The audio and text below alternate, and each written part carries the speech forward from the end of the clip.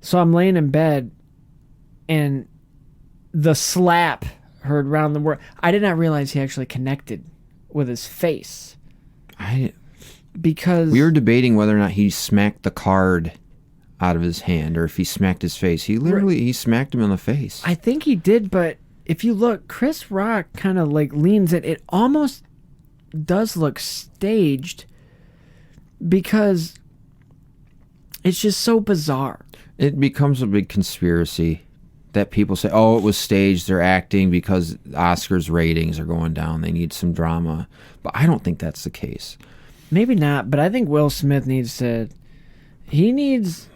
don't know, maybe they're fine, but listen, the joke wasn't great either, okay? But instead of letting yourself look like a fool in front of the world and assaulting a person, maybe you say something if you have to, you yell something and then, okay, shoot. And then after the show, you talk about it because they probably have a hit. Like, they're probably friends. And I guess they were going to make up at the Vanity Fair or whatever. I think they did. They did. And then a few minutes before recording, he put out a public apology on Instagram. Okay, cool.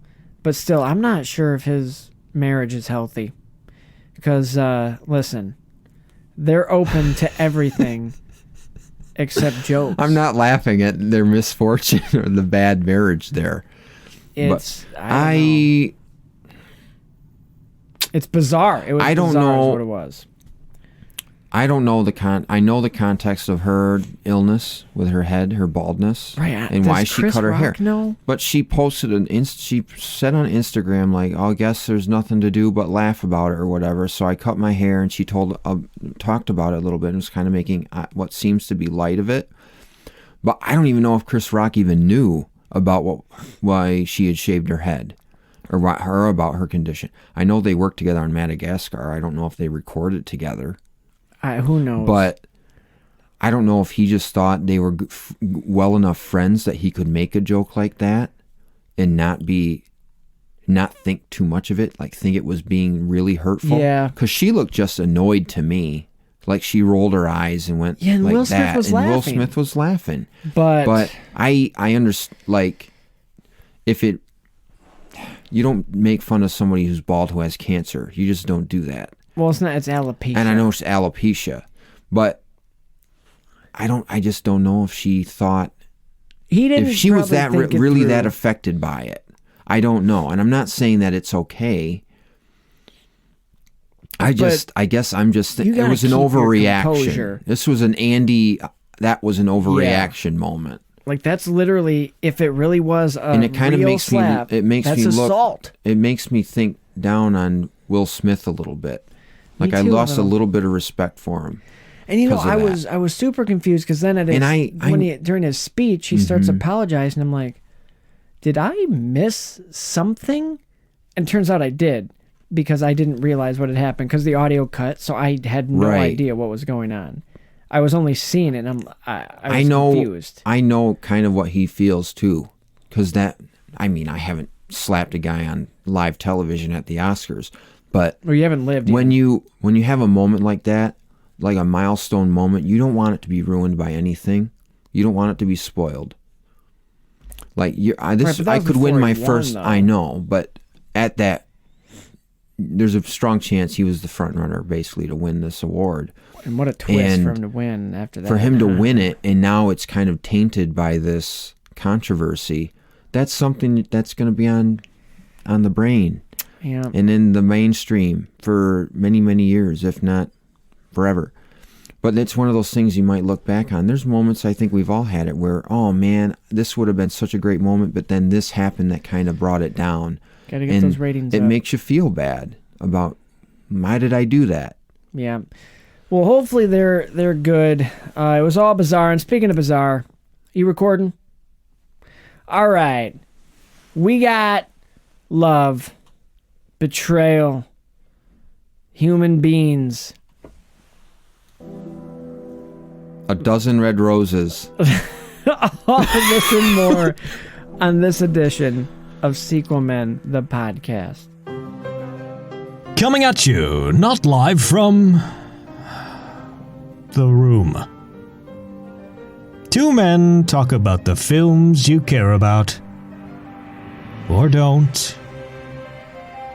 It's the Sequel Men Podcast, and it starts right now. All right, welcome to yet another episode of Sequel Men the Podcast. We got a special one. We're not talking about that. Start over. Fuck. Start over. Don't make it special at all. What? We have a pretty ordinary one. Just your run-of-the-mill episode coming around here. We got another episode of Sequel Men the Podcast. And I'm not kidding. This is just a regular one. I'm Christian Brigadall, and with me is Spencer. Hi. How are you? Finishing up our franchise here, and movie that I especially hold in high esteem. In case you didn't read the title, obviously we're talking about Tommy Wiseau's 2002 or 2003. I believe it's 2003, Spencer. I think you're right. The Room, which, say what you want, but masterpiece of an art film. You know? Yeah? Yeah. Well, I want to just dive right in, because we need to give it the spotlight fully and not take away with the pre-talking. We'll just start talking about it. I'm going to do it a little What was your differently. first experience with The Room? My first experience with The Room was I saw the rooftop clip at a friend's house. They were talking about this movie that I'd never heard of, and this guy that I'd never heard of, this really eccentric guy, and I'm like, all right. I watched it, and I thought it was brilliant. I thought it had comedic beats. It had some emotional beats as well, and it hit some me, actual beats. Right, and it impacted me in a way that I think this movie was what inspired me to kind of go to film school, because I'm like, yo, if this movie can get made, I can make a movie. So kind of, if this can be made, I can do it, and I can do it better. Right, and I can do them one better. I haven't made one up to this level yet. Me neither. My senior thesis, I don't know, man. You try to live up to the esteem. Sometimes we don't reach the heights. No, you don't. But I'll say this. I think this film is a commentary on just everyday life. You'll notice the performances. Just weird things happen. Bizarre things happen in life. And they're not trying to play it. Sometimes we have sex for 15 minutes at a time. You do, and it happens. I've been there. Joel, I mean... Well, I don't know if Joel can really relate. They call him the one and done, and it's not because he does it one time. It's just 1 minute. But, and thank you for that intro, Joel. Okay. But the thing is, it's a commentary on just life. This stuff is real. This happens. It's not some big... You can tell by the performances. This they're movie great. has they it play all. It straight. It's got sex. It's got drugs. It's got rooftop assaults. It's got lies. It's got love triangles. Love squares. It's got eccentric accents. Yeah. Eccentric people. Yeah, and what I was saying about the performances, if you know, there's a nuance. Overbearing to it. mother. You know, we've all been there. Mother-in-laws, mothers. If you're married, mother-in-laws. You get it. You get Claudette's point of view. You're looking out for your daughter. You want her to have that security, whether she loves the guy or not. I think we've all been there too. Like I mean, who hasn't questioned whether or not they love their spouse or future spouse every now and then? By the way, you want to know a synonym for future wife or future husband? Fiance. Mm-hmm. And that's another thing that I appreciate about this film is they play off your expectations and they kind of flip it around. Yeah, they could just say fiance, but why? It's an art film. Like, why would you say fiance, not everybody knows what that word is, A. B, I think it's more powerful to say future wife, future husband. I mean, that's just me. I like how they not only do they flip it around in terms of saying, taking the long way around in terms of saying that, but they also flip it in terms of, you don't see people toss around a football in tuxedos every day. I like how it's just something different. You could have had them in gym shorts. You could have had them in sweats, but no, we're going to wear them tuxedos. This is meaning something. What does it mean? What does it mean, Lisa? I'll tell you. I think what it means. Passion. It's like pain. It's like a mullet. It's business in the front, party in the back. You're not going to change your hairstyle. You're not going to change your clothes just to go play a sport and have fun. They had a photo shoot. Why change out of your? What I think they were doing it was fine to loosen up, because he said, these photos are going to look great. Your engagement photos are going to look great. So why not just get comfortable in your outfits and play in your outfits? I've never seen football played in tuxes. I think it's more realistic, and that's why it's a movie. They play with your expectations. I think it's more realistic if they had played basketball or baseball, because those are kind of classier sports. You don't golf, right? But that's the other great thing about this film is they're taking chances. They're taking chances, and the performances. I'm going to circle around again. Then I'll let you say what you're going to say. They're not trying. They're not over the top with it. They're being real, I think, and that shows, because it's almost like they're not trying at all, and I think that works to the benefit of the film. Right. I can't even say anything because it's such a powerful movie. It is powerful. And another thing, it's like, how you watch cartoons? Yeah. And everybody, or some movies, they wear the same outfit throughout one act or one scene. Yep. They're always wearing the same outfit. Why? This movie does something different. You have one scene, and then it's the same day. They'll have multiple locations. They're wearing different outfits. Yeah. And I like that. It's showing variation.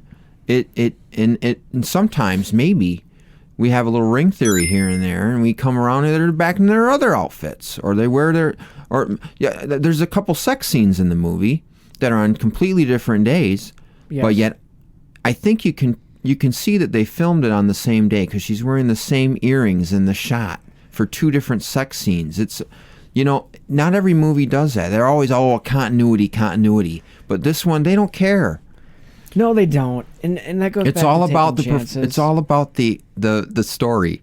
Well, it's a nuance in the story. Yeah. Speaking of story, let me just break the movie down for us real quick. Yeah. I won't do Act 1, Some Act 2, people are like, Act what 3. the fuck is the room? Let's I did not hit her. It's not true. It's bullshit. I did not hit her. I did not. Oh, hi, Mark. Oh, hey, Johnny, what's up? I have a problem with Lisa. She says that I hit her. What? Well, did you? No, it's not true. Don't even ask. So The Room. Obviously, we meet our main character, Johnny, played by the director, producer, writer. Does he have a last name? No, I think it's just Johnny, and that's another great thing I like about it. You don't need to know their last name.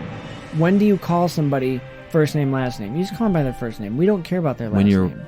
The DMV, but... We do get one last name in this, and that's Chris R., which I like the mystery of we just get a letter. I think that's something you don't see. It just lets in a lot of the films. Audience make it the story up as they go. So Johnny, he's engaged to Lisa, and his best friend, Mark, is his best friend, played by Greg Sestero, his best friend in real life. He's his best friend. And they have this love triangle. So it starts off, Johnny and Lisa, they have sex real quick. They're engaged. He brings her flowers. Yeah. It goes for on. a good 15 minutes. Just a quick one. And then we find out, and here's the big twist of it that we keep going back and forth. Lisa she doesn't love Johnny anymore. She's in love with Mark, Johnny's best friend. Because he's his best friend that is his best. They know each other a long time. Yeah. We don't know how. We don't know why. No, but we know that they are best friends. And another sidebar real quick, another thing that this does outside of the norm is usually, I'm tired of the whole show, don't tell. Sometimes just tell me. Like, don't make my mind work. Just tell me. Johnny's my best friend. Thank you. Now I don't have to think about it. I just know it. Future wife, future husband. Thank you for just telling me. Got it. And then we get another character, Claudette, who is Lisa's mom. Very supportive, but Lisa's actually the antagonist of this film. She pushes her mom away. Her mom's giving her sound advice. It doesn't matter if you love somebody if they have money. Like, I think Hollywood, if they made more movies like that, I think they would appeal to a wider audience. Absolutely. This one goes there. Mm-hmm. It's not about love. We know that. It never is about love. It's about financial security. Everything else is going to sort itself out. Don't throw your life away just because you don't love him. That's ridiculous. So she's in love with Mark, not in love with Johnny anymore. Denny comes in. He's their 18-year-old foster son, if I'm reading the room correctly. Oh, hey, guys. Oh, hi, Danny. He likes to watch them take naps and hang out and play football. So that's act one, essentially. I just like to watch this movie. Right. And then, so the act three's two. A crowd. Yeah, two, what's the phrase? Two's a... But three's a crowd. It doesn't matter. It doesn't. Next day, Mark and Lisa... The timeline's really funky in this movie. It is, but another thing, look at Tarantino. Look at his movies. Back and forth. See, back that's and forth. unorthodox. You don't have to know. You don't have to know. I think that's what keeps you engaged. So then she and Mark bang it out. Mark and Johnny don't even see each other until they're a half hour into the movie. But remember, they're best friends. So we don't need to see them together. That doesn't matter. We've it's already not been about told that information. We know it. Why do we need to see it? We don't. Like, if movies would just stop showing us shit and making our brains hurt, just tell us what we need to know. So they hang out on the rooftop at some point, and I know I'm missing a detail here, but Johnny has suspicions about Lisa not being loyal. No, that's wrong. She gets him drunk in a scene, then tells her mom and her best friend Michelle that he hit her because he drinks. And that he drinks. But he doesn't drink. He said, I don't drink. She lied. And she got him drunk. And that's bullshit. He did not hit her. It's not true. He did not. He did not. So he and Mark are up on the rooftop now. Mark has this endearing moment where he relates to Johnny with a story about a girl who at one time had a dozen guys. And what was it? One of them found out about it, beat her up so bad, she ended up in a hospital on Guerrero Street. People are very strange these days. I used to know a girl. She had a dozen guys. One of them found out about it, beat her up so bad she ended up in a hospital on Guerrero Street. What a story, Mark. Yeah, you can say that again. That really lightens him up. Because I think he thinks it's a joke, because you hear him like laughing, and what a story, Mark. And I think that's actually quite sweet, because Johnny, he sees his friend is down in the dumps. So of course he's going to use a humorous antidote. A humorous antidote to help him through. And what's funnier? Honestly, we all know from the Oscars what sells: violence, beating people up. So I think that is telling of their relationship. And we're kind of getting the hint that Mark is also struggling a little bit with how he wants to proceed with Lisa. All the while, this whole movie, I'm going to sum it up with this. It centers on she doesn't love him, but loves Mark. Mark loves her, then doesn't love her, and then nobody loves her. She's the antagonist. But all this is going down. Except her mother. Except her mother and Denny. The amazing thing about this is how it pulls off and it sticks true to the plot. She's planning a surprise birthday for Johnny. So even though she doesn't love him, the beauty of it is she realizes this is what she has to do. It's his birthday. You don't just give up on somebody's Right. birthday. You wait Even till if after you the don't- birthday. Right. So, Or better yet, you cheat on them at their birthday. Yeah, and that's a shocking scene, and I think that's why it works so well. It's a twist. It is a twist. Lots of twists in this movies, and I'm not just talking about their sex moves. Lots of twists, lots of going back and forth, and we do that sometimes in life. We make a decision and then we go back on it, and it's almost like we made that decision, then a few days later we make the same decision again. And in the days between, it's like we didn't even make that decision ever. You know what I mean? And it's all kind it's of a like we had haze. yeah. And one It's element almost I like our forgot- life. If our life were scenes, they would be out of order. Yeah, because you Almost. don't know what life's going to bring at you. No. Life isn't a movie. You just- Curveball exactly. You play it or as football you get in this it. movie. It is football. And Sometimes you again, get knocked over and hit some trash cans and get a concussion. You do, and then you have to get recast in the middle of the film. Sometimes you leave your boxers. At your friend's house. Your undies. They're not even boxers. Me they're underwears. undies. Sometimes you leave underwears. your underwears at your friend's house because they leave the door unlocked. You try to sneak it in your pocket, but guess what? Don't get any ideas, Joel. Yep. Your friend's mom sees that. You're not just getting a book. And this movie is a tragedy. You know, chocolate is a symbol of love. It is. It is. Especially when you're swapping it back and forth while you're making out. Mm-hmm. I gotta be honest. This is another movie where chocolate's in it, and it makes me really want some. So you know what I did today? You got some chocolate I got a chocolate bar. and you ate it off your own chest. Almost. I almost did. I ate it before I saw that scene. Ah. So it was kind of like a regret, a missed opportunity for me. So that kind of ruined my whole day. But getting to watch this movie kind of lifted me up again. And it really is a tragedy because in the end we see, it's his birthday. So the big climatic moment. She's still pretending she loves him, but not really. Everybody goes outside, but hey, let's come back inside and eat some cake. But we need some fresh air. Let's go outside.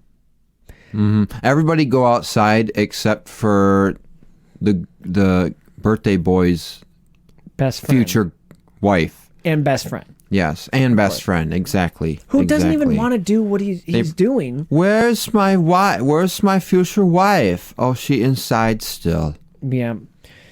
With Mark. It actually is a quite a sad ending because Johnny kills himself. He shoots Well. himself in the head because he can't handle the pressures of... He knows at this point Lisa and Mark are they're so going alike. behind his back Yeah. because he's been recording them this entire time through a cassette tape. So Yeah, I like how you notice that earlier in the movie they go into real detail of him hooking that thing up. yes, We spend a lot of time just do. watching him plug that in, Oh, and that's kind of a metaphor for how drawn out this conflict is. and I think it's also a metaphor for Claudette because she, although it's not a cassette tape, she did get the results back, and she definitely has breast cancer. Everything goes wrong at once. Nobody wants to help me, and I'm dying. But moving on from that. Exactly. Moving on from that real quick. There's also the E plot or the F plot. I lose track. Oh yeah, the standout Denny. scene. Denny owes a drug dealer, Chris R, money. He almost gets shot, but luckily everybody just happens to be at the right place at the right time. I don't have them anymore. What kind of drugs, Denny? It doesn't matter. I don't have them anymore. It doesn't matter. How in the hell did you get involved with drugs? What were you giving them to him, selling them to him? Where in the hell did you meet that man? What kind of drugs do you take? It's nothing like that. What the hell is wrong with you? Johnny, Mark, Claudette, and Lisa come to save the day on the roof. Mark and Johnny take Chris R to We don't know what the happens police. to him. Well, he goes to jail. Denny says it. He said, yeah, he's going to jail. It's fine. Well, Claudette ain't buying it. Well, no, because what is he selling drugs? Is he buying drugs? Why does he owe him money? It doesn't make sense. What kind of money? What kind of money are we talking about? I mean, I think that's an important question. Well, I wouldn't worry about that it. she asks. What kind of money, Denny? I mean, Which it is could be in valid. rubles. It could be in Jamaican dollars. It could be in the Canadian dollar. It could be sickles or galleons or nuts. And that's one of the elements. It could be monopoly money. I think he actually, Tommy Wiseau, the auteur of this film, I think to research, and to find his directorial style, I think he watched J.J. Abrams because he's real big on mystery boxes throughout the film. Some get opened, some do not. And I think that's okay because it does leave a little bit up to the viewer to decide, did Denny pay the drug dealer back? What kind was it? Well, now we hard know what he drugs? meant by I need sugar and butter. Exactly. We're not talking. We're talking maybe some booger sugar. And speaking of coming and going, that's what she said.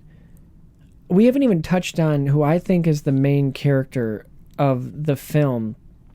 And here's my hot take I was telling you about.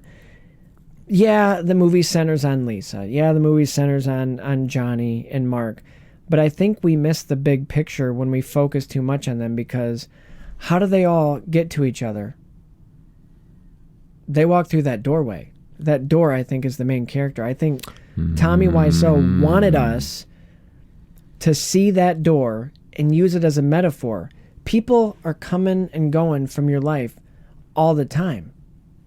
I think there's a deeper Claudette meaning even there. says that. She's like, how many people do you have coming and going all day through here? But it doesn't matter, Claudette. You got 2 already. Yep. Your 2 friends who you let sleep in your house. With chocolate and undies. Chocolate and me underwears. Yep. And a book. The book. That book. Joel would be proud of Joel, that scene. see Joel that would be that proud of that scene. scene. Joel identifies with that scene. He does. He would.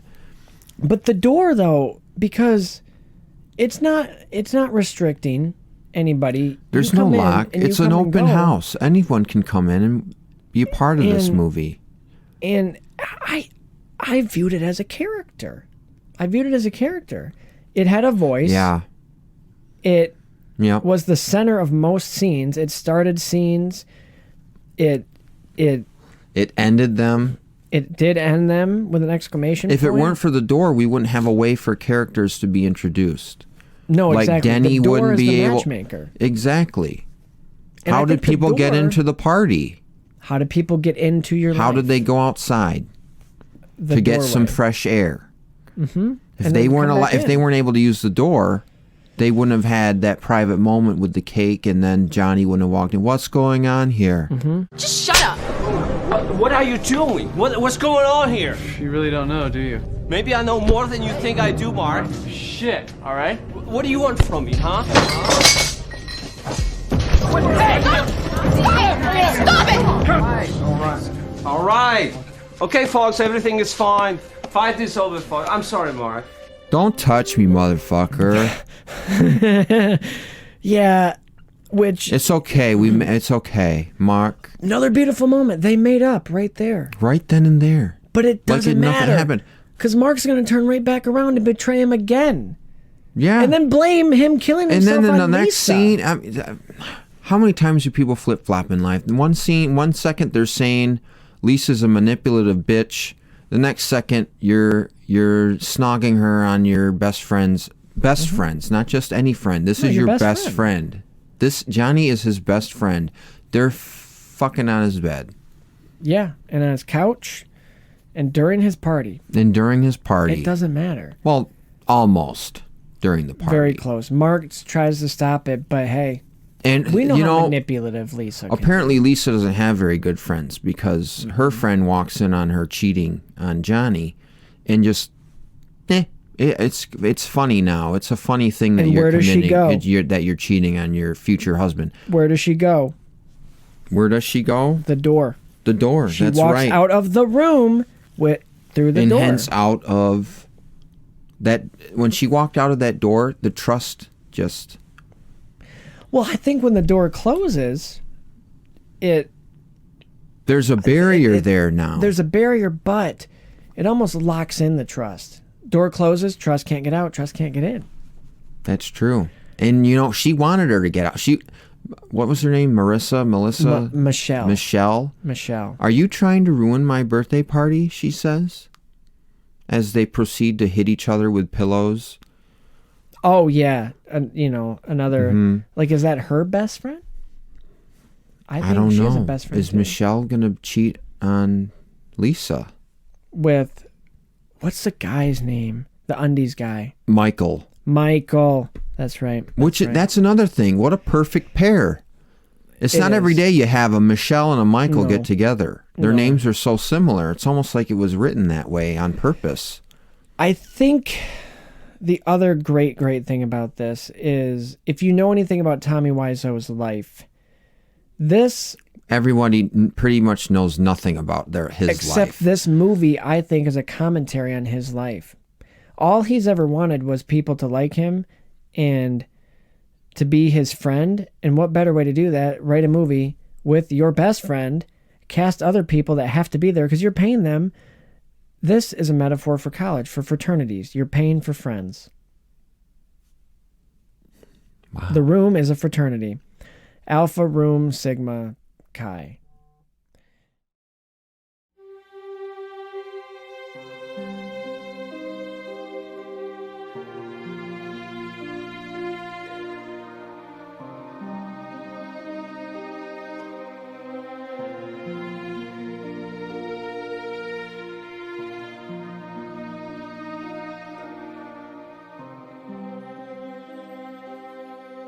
Danny, don't worry about that.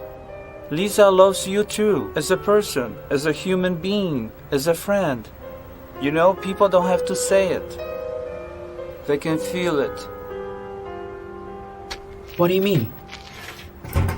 You can love someone deep inside your heart, and there is nothing wrong with it. If a lot of people love each other, the world would be a better place to live.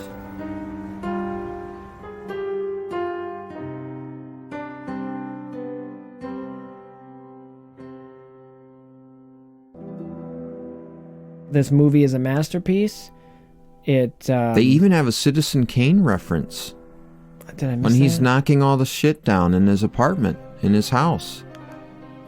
Oh, and the yeah. other thing, he's knocking strong? everything down. He's That TV? knocking cupboards and glasses and throwing things at the mirror. That's like Citizen Kane. Because he lives in this big house. He's alone. And I felt that Citizen emotion. Kane is wealthy. He has everything in the world except for the woman that he loves and his sled.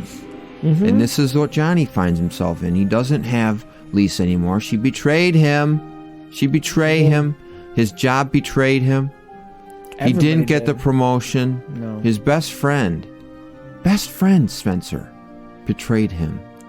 Which... The only person that didn't betray him was innocent Denny.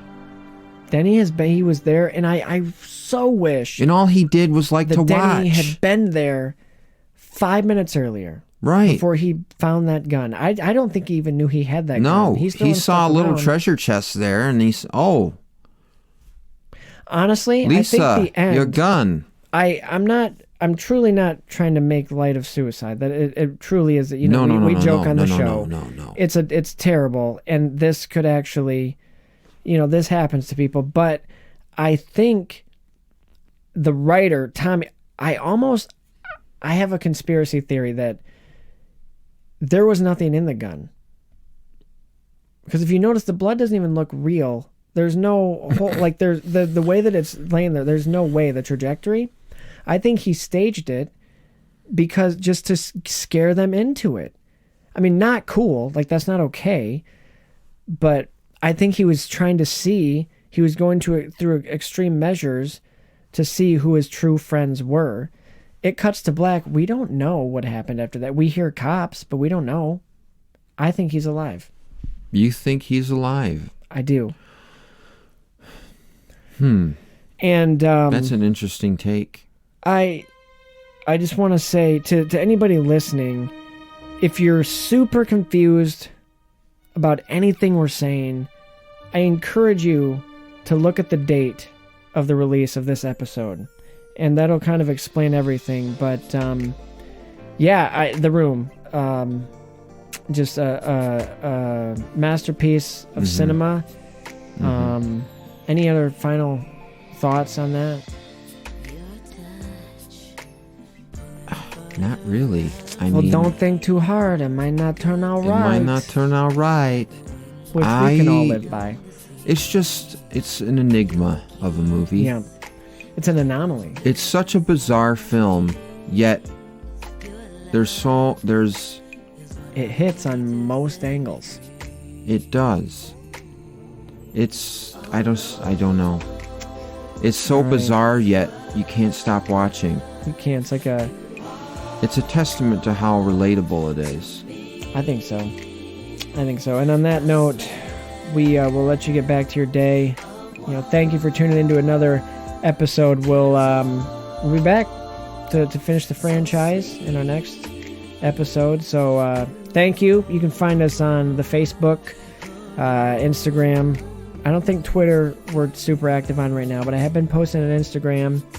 So thank you for listening. Thanks for all the support. If you have a different take on this film, let us know. We have an email, sequelmen19@gmail.com. So thank you all. Christian, play us out. All right. Okay. Well, you kind of already did it. Well, Christian, I have nothing left to say except with that we can't. Wait. Whoa. What? Because. And I guess with all that being said, we can't wait for the next one. That's right, Spencer. Because here at Sequel Men the Podcast, all films are created sequel. The end. Take care.